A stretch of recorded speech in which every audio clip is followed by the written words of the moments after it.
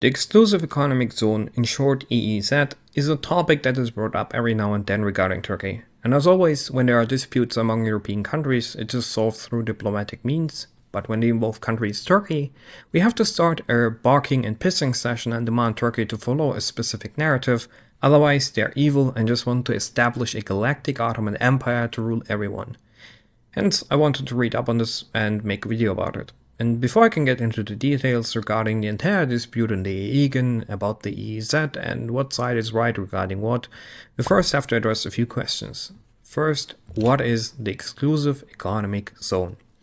The exclusive economic zone is an area of a nation the nation has full economic rights on. This means that the nation the EEZ belongs to has exclusive rights to fish in the area or extract resources, if it finds some. The EEZ does not include right of innocent passage of light, so any nation can still sail or fly over the EEZ of any other nation, assuming the vessel is not harming the laws of the nation. The EEZ does not mean that a nation has the right to investigate, stop or harass foreign vessels or aircrafts on their gut feeling. This is very important because people, be it on the Turkish or pro-Greek side, act like the EEZ turns into Greek territory, Turkish ships have to pay a toll for or ask for Greek permission. This is not the case. The EEZ is primarily about who can fish, and secondarily about which nation gets potential resources, if ever found. If. However, since Turkey and Greece don't get along well, clashes do happen, which involves the lethal shooting of the Greek Coast Guard towards Turkish vessels.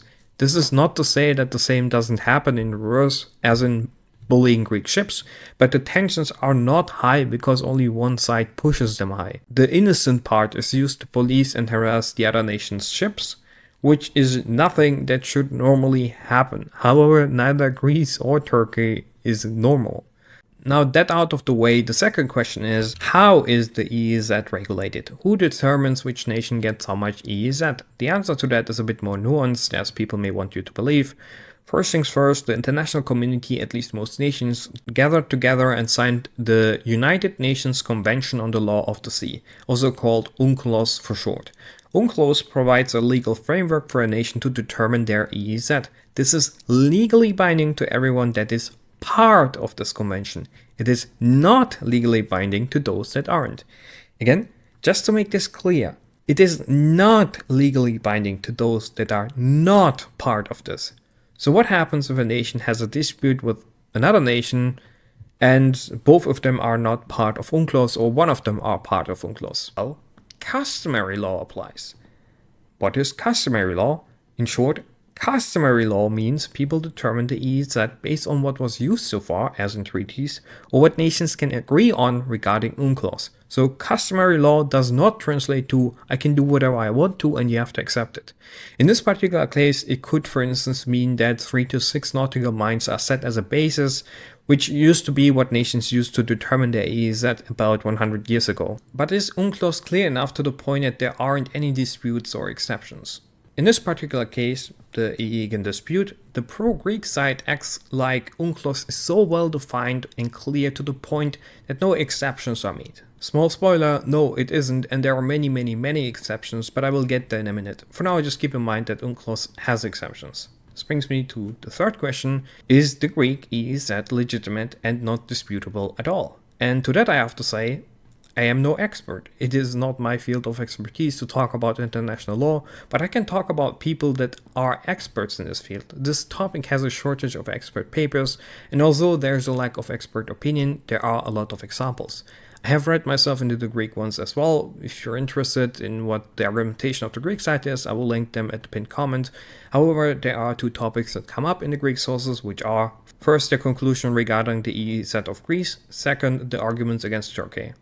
Regarding the EEZ of Greece, I would like to point at this map. This is nonsense even by UNCLOS standards and Greek sources. According to the Greek sources, this is more like what the Greek EEZ should look like, give or take some parts here and there. By international law, or by UNCLOS specifically, the EEZ can be extended by a country's baseline by about 370 kilometers. What baseline is, I do not know, but here's the funny part.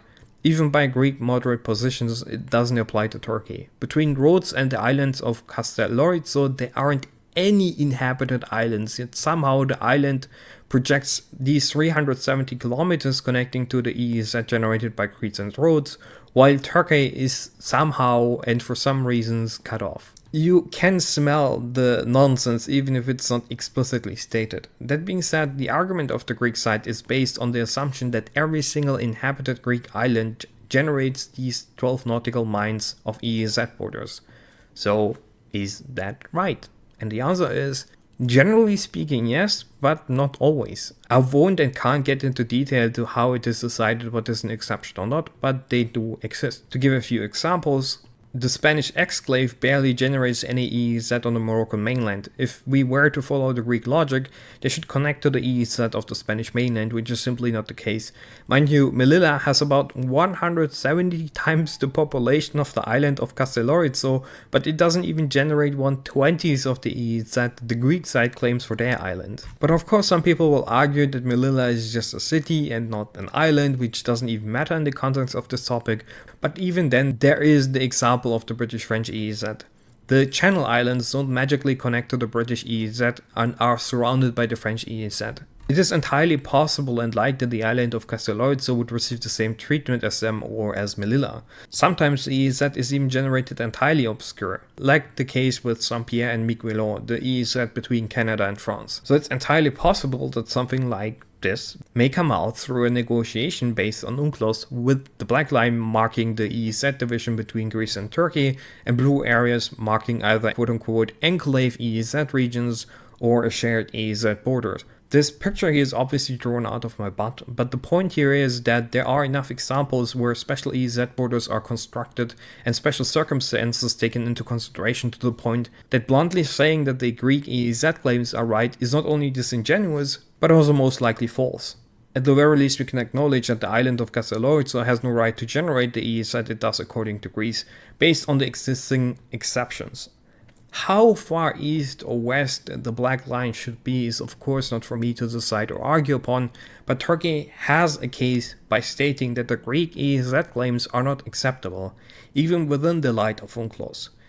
Before I finish the topic, I would like to address another subject frequently brought up by Greek sources or pro-Greek people, namely, Turkey accepts equidistance in the Black Sea, so it has to accept the same in the Aegean, otherwise they are hypocritical. I find this argument extremely disingenuous and stupid because if you look at the Black Sea, you see an enclosed area with no significant islands to screw around the EEZ borders.